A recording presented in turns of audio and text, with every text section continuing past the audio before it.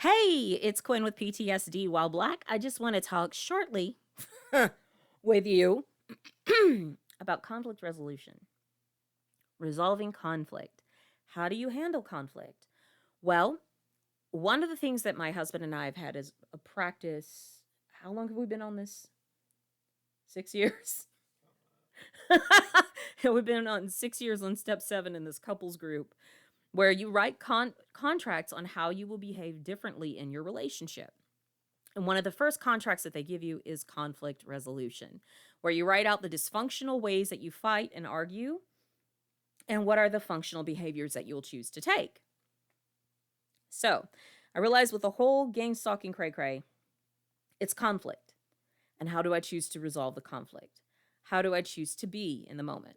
And I don't have it in front of me, but one of the things in our in our contract towards the end, it says we both recognize it's okay to not be okay, that we don't have to resolve everything all at once, but we do have a responsibility to acknowledge that we're on the same team together, um, that we are wanting to resolve or at least choose to show up and be authentic and present in a discussion with each other. And we set our boundaries for how we're going to talk, and we even use timers in our conversations. Uh, so, like, we'll set a timer for 30 minutes, and then each person shares for 3 minutes uninterrupted. Whereas each person gets to share, this is what my experience was, this is what my experience was, this is what I heard, this is how I felt. So we resolve the issue. But one of the things for initiating conflict in our coupleship is to acknowledge when something happens where one of us does not feel comfortable, one of us does not feel safe. And so if I feel unsafe with something that my partner has said, I have a responsibility in our relationship to say, hey, I feel uncomfortable with that statement. Um, would you be available to talk about that? And my partner can say yes, he can say no.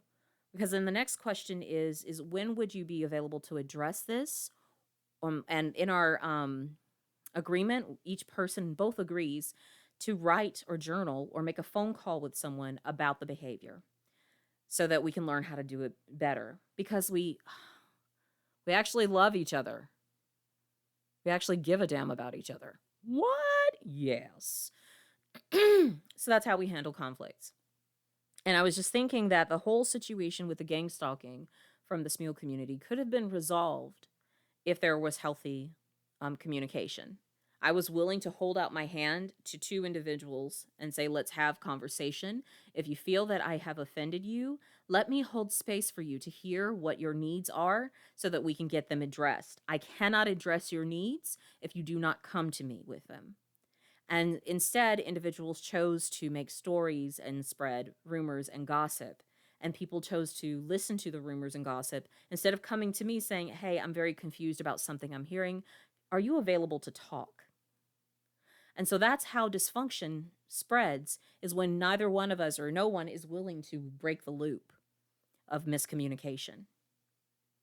And I'm very much so a solution oriented kind of person. I like to focus on how do we resolve this issue? How do we create solutions? And how can we move forward? That's the kind of relationships I want to have, and those are the kind of people I want to be around, are people who want to move forward and who want to create solutions together.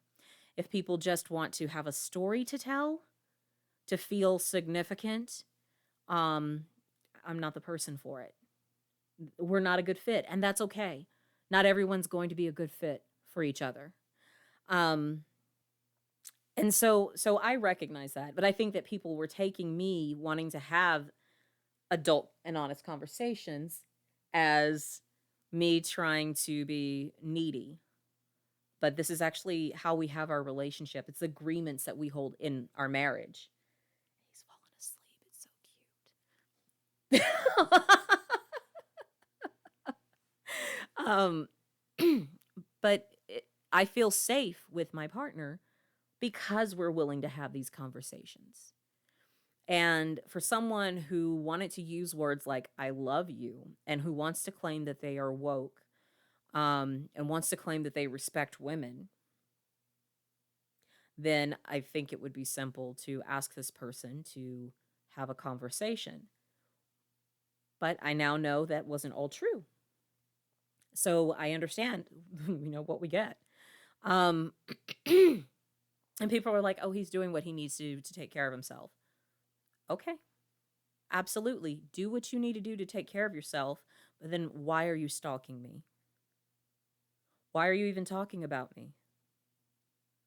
Why are you getting people to hack my computer and my phone? Why would you do that? Why would you get people to put pornography on my children's entertainment page? Why would you participate in that? So that's not healthy. It's not healthy behavior, healthy adult behavior. So I don't know why people are so concerned as to why I'm saying no, that I do not want relationships with these individuals. And that's why. I've stated multiple times that I'm available for conversations where words come out of your mouth to my face, either via video or over the telephone. I've held space for this for a couple people, and they chose not to do that. And I understand being afraid, and I understand not knowing what it's like to have a safe and loving relationship, but that's what I was here to offer, was safety and compassion and learning and caring about another person. But you chose not to do that. And so just because you've experienced dehumanizing behavior from others does not mean that I will tolerate it. I won't. I know I have worth and value. I've been doing the work with this guy for the past 12 years. He keeps falling asleep. It's cute. He's tired. My baby's tired. Um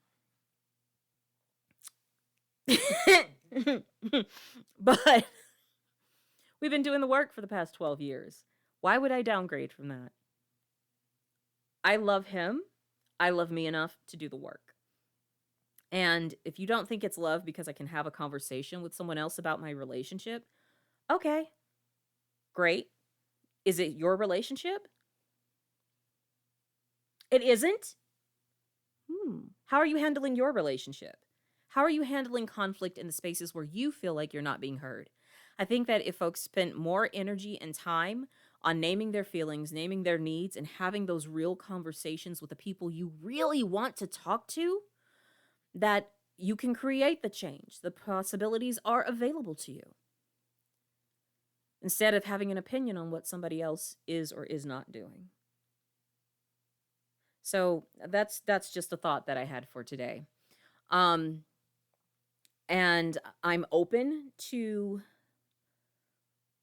if anyone wants to resolve conflict for participating in the gang stalking behavior, we can set up a time for like a Zoom call or something like that through the comments. I'll leave them open here to set up a time and a day.